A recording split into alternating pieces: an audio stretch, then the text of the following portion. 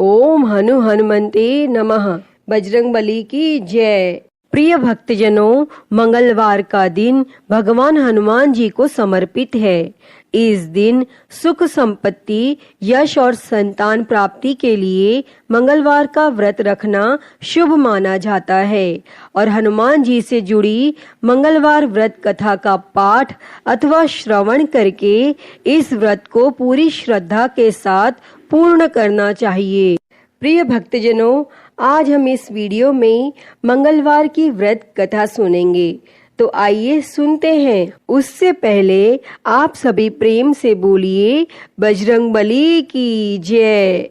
एक समय व्यास जी ने कहा कि एक बार नैमिषारण्य तीर्थ में 80,000 मुनि एकत्र होकर पुराणों के ज्ञाता श्री सूत जी से पूछने लगे, हे महामुने, आपने हमें अनेक पुराणों की कथाएं सुनाई हैं। अब कृपा करके हमें ऐसा व्रत और कथा बताएं जिसके करने से संतान की प्राप्ति हो तथा मनुष्यों को रोग, शोक, अग्नि, सर्व दुख आदि का भय दूर हो, क्योंकि कलयुग में सभी जीवों की आयु बहुत कम है। फिर इस पर उन्हें रोग चिंता के कष्ट लगे रहेंगे, तो फिर वह श्री हरि के चरणों में अपना ध्यान कैसे लगा सकेंगे। तब श्री सूत जी बोले, हे मुनियों, आपने लोक कल्याण के लिए बहुत ही उत्तम बात पूछी है। एक बार युधिष्ठिर ने भगवान श्री कृष्ण से लोक कल्याण के लिए यही प्रश्न किया था। भगवान श्री कृष्ण और युधिष्ठिर का संवाद तुम्हारे सामने कहता हूँ, ध्यान देकर सुनो। एक समय पांडवों की सभा में श्री कृष्ण जी बैठे हुए थे। तब युधिष्ठिर ने भगवान श्री कृष्ण से प्रश्न किया, हे प्रभु, हे नंद नंदन गोविंद, आपने मेरे लिए अनेकों कथाएं सुनाई हैं। आज आप कृपा करके ऐसा व्रत या कथा सुनाएं जिसके करने से मनुष्य को रोग चिंता का भय समाप्त हो और उसको पुत्र की प्राप्ति हो। हे प्रभु, बिना पुत्र के जीवन व्यर्थ है। पुत्र के बिना मनुष्य नरकगामी होता है और पुत्र के बिना मनुष्य पितृ ऋण से छुटकारा नहीं पा सकता और न ही उसका पुण्य नामक नरक से उद्धार हो सकता है। अतः पुत्रदायक व्रत बतलाएं। तब श्री कृष्ण भगवान बोले, हे राजन, मैं एक प्राचीन इतिहास सुनाता हूँ, आप उसे ध्यान पूर्वक सुनो। कुंडलपुर नामक एक नगर था। उसमें नंदा नामक एक ब्राह्मण रहता था और भगवान की कृपा से उसके पास सब कुछ था।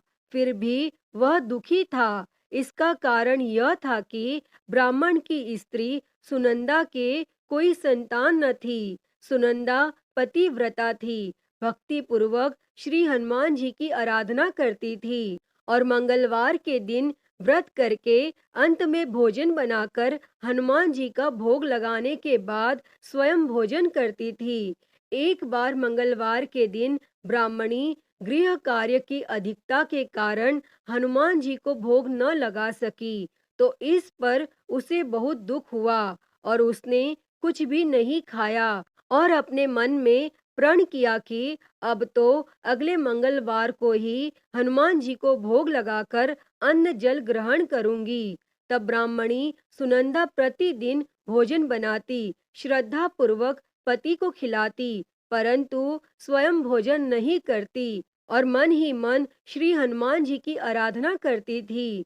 इसी प्रकार 6 दिन गुजर गए और ब्राह्मणी सुनंदा अपने निश्चय के अनुसार भूखी प्यासी निराहार रही और अगले मंगलवार को ब्राह्मणी सुनंदा प्रातःकाल ही बेहोश होकर गिर पड़ी। तब ब्राह्मणी सुनंदा की इस असीम भक्ति के प्रभाव से श्री हनुमान जी बहुत प्रसन्न हुए और प्रकट होकर बोले, सुनंदा, मैं तेरी भक्ति से बहुत प्रसन्न हूँ, तू उठ और वर मांग।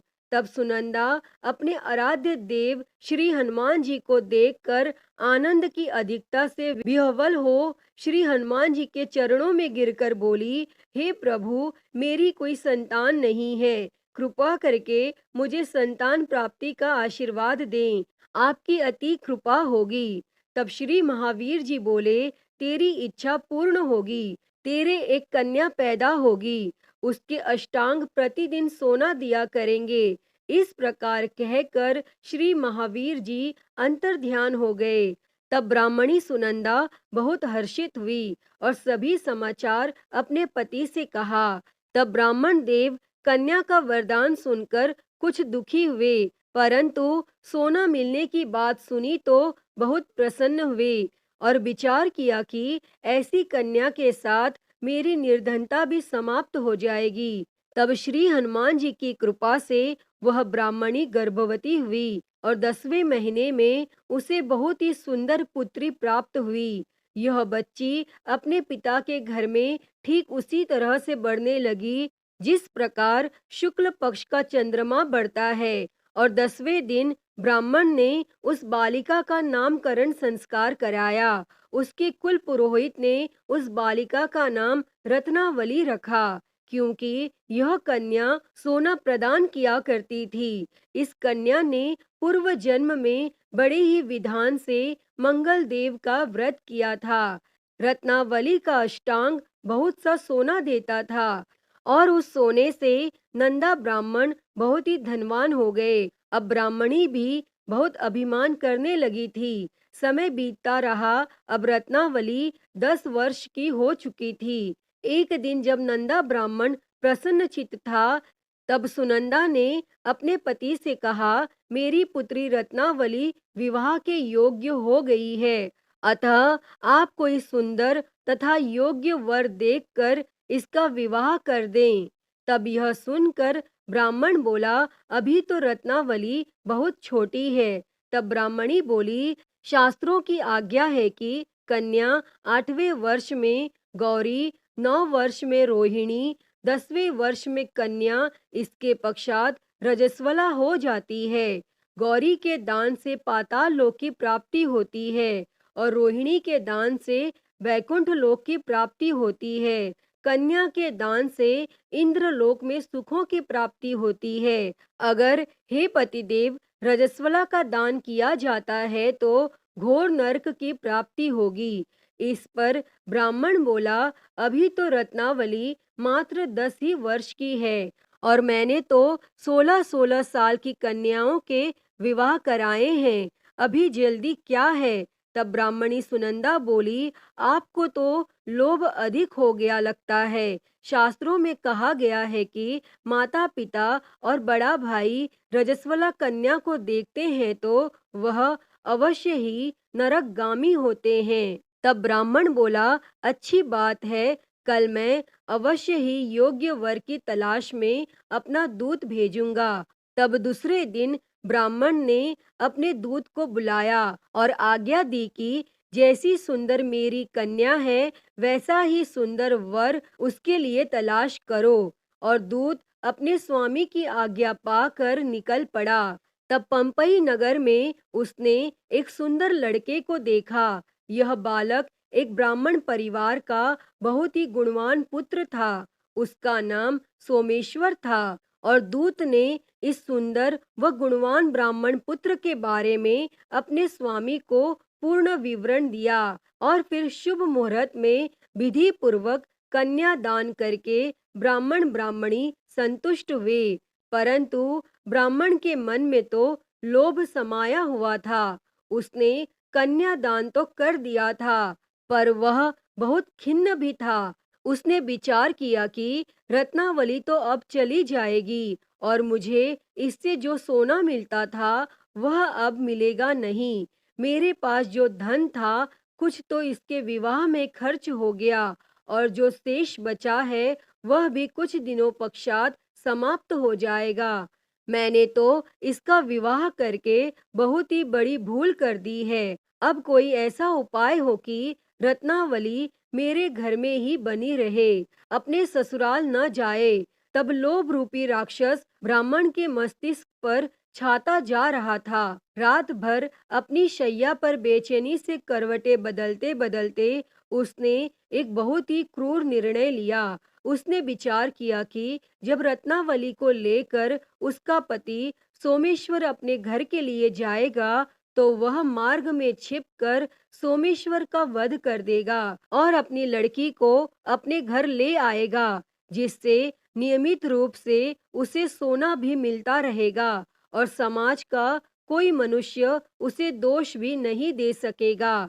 और प्रातः काल हुआ तो नंदा और सुनंदा ने अपने जमाई तथा लड़की को बहुत सारा धन देकर विदा किया और सोमेश्वर अपनी पत्नी रत्नावली को लेकर ससुराल से अपने घर की तरफ चल दिया।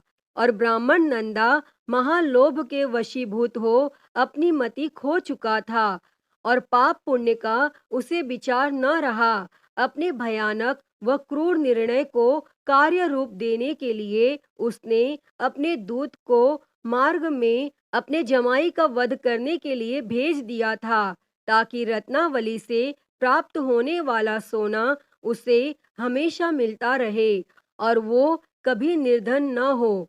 तब ब्राह्मण के दूत ने अपनी स्वामी की आज्ञा का पालन करते हुए उसके जमाई सोमेश्वर का मार्ग में ही वध कर दिया। तब यह समाचार प्राप्त कर ब्राह्मण नंदा मार्ग में पहुंचा और रुदन करती अपनी पुत्री रत्नावली से बोला, हे पुत्री, मार्ग में लुटेरों ने तेरे पति का वध कर दिया है। भगवान की इच्छा के आगे किसी का कोई वश नहीं चलता है। अब तू घर चल, वहां पर ही रहकर शेष जीवन व्यतीत करना। जो भाग्य में लिखा है वही होगा। और अपने पति की अकाल मृत्यु से रत्नावली बहुत दुखी हुई।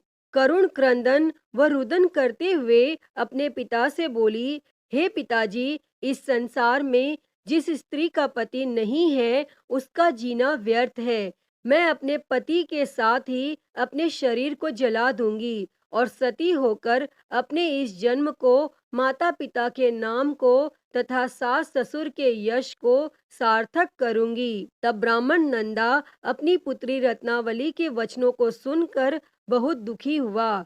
विचार करने लगा, मैंने व्यर्थ ही जमाई वध का पाप अपने सिर लिया।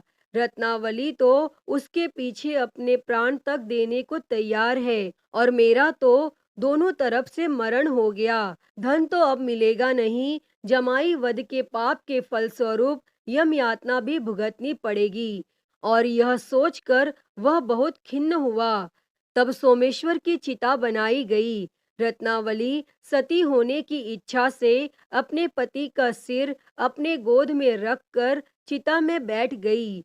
जैसे ही सोमेश्वर की चिता को अग्नि लगाई गई, वैसे ही प्रसन्न हो मंगल देव वहां प्रकट हुए और बोले, हे रत्नावली, मैं तेरी पति भक्ति से बहुत प्रसन्न हूँ, तू वर मांग।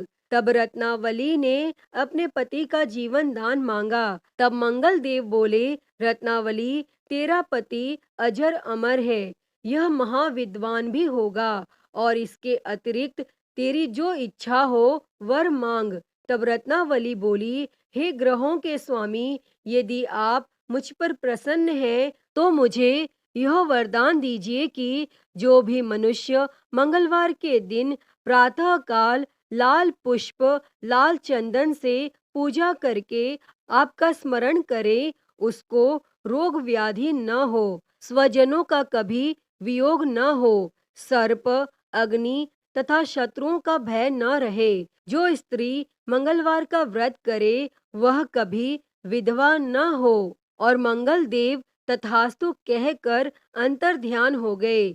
सोमेश्वर मंगल देव की कृपा से जीवित हो उठा। रत्नावली अपने पति को पुनः प्राप्त कर बहुत प्रसन्न हुई और मंगल देव का व्रत प्रत्येक मंगलवार को करके व्रत राज और मंगल देव की कृपा से इस लोक में सुख ऐश्वर्य को भोगते हुए अंत में अपने पति के साथ स्वर्ग लोक को गई। अतः हे मंगल देव, जैसी कृपा आपने रत्नावली और उसके पति सोमेश्वर पर की, वैसी ही कृपा इस कथा को कहते, सुनते और हुंकारा भरते सभी पर सदैव करना। तो सभी प्रेम से बोलिए, श्री मंगल देव की जय, श्री हनुमान जी की जय। प्रिय भक्तजनों, मैं उम्मीद करती हूँ कि आपको यह कथा पसंद आई होगी और अगर वीडियो अच्छी लगी हो तो इसे लाइक करें, ज़्यादा से ज़्यादा शेयर करें और कमेंट में बजरंग बली की जय लिखना ना भूलें। और महाकाल भक्ति ज्ञान चैनल को सब्सक्राइब कर नोटिफिकेशन बेल को ज़रूर ऑन कर लें। हर हर महादेव। धन्यवाद।